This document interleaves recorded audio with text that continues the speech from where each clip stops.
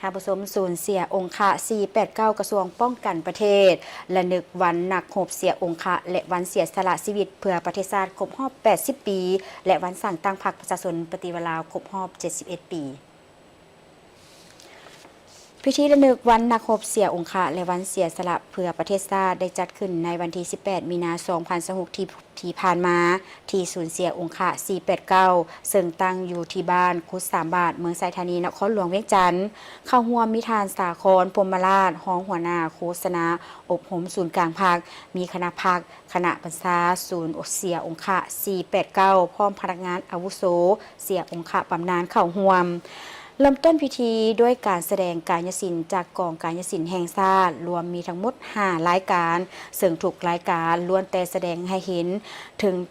ความสามารถของบรรดากองกายศิลป์ซึ่งสร้างความมวลซืนและปิติยินดีจากทานผู้ชมโดยเฉพาะแม่นพนักงานบำนาญเสียองค์ะในพิธีพันตรีถาวรแสงสุริวัลย์หัวหน้าการทหารศูนย์เสียองค์ะ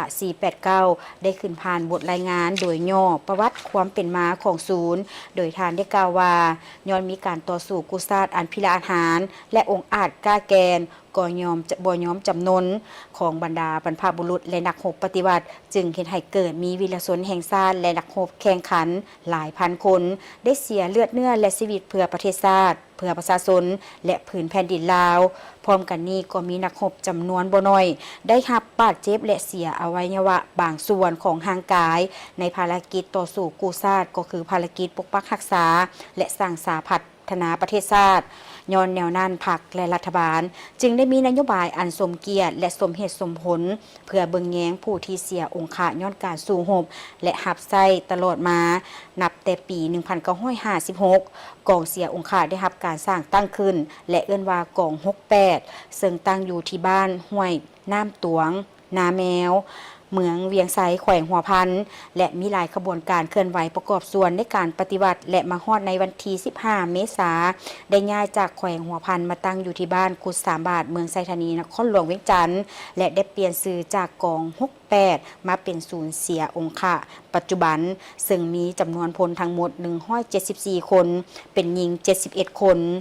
จากนั้นทานสาครพรหมราชได้หวนคืนมูลเสื้ออันพิราหารของบ้านหบป้องกันตัวเมืองท่าแขก21 มีนาคม 1976 และประวัติการสร้างตั้งพรรคประชาชนปฏิวัติลาวโดยย่อและเน้นถึงคุณงามความดีและวีรกรรมอันกล้าหาญของบรรดานักรบผู้เสียองค์ะและผู้เสียสละชีวิตที่ได้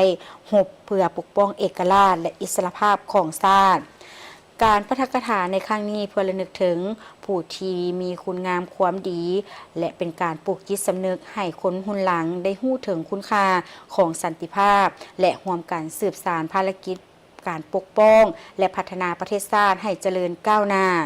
ในโอกาสดังกล่าวทานสาครพรหมราชพร้อมด้วยคณะจากคณะโฆษณาโฮมศูนย์กลางภาคก็ได้นำเอาเครื่องบริโภคจำนวนหนึ่งมามอบให้แก่ศูนย์เสียองค์ะ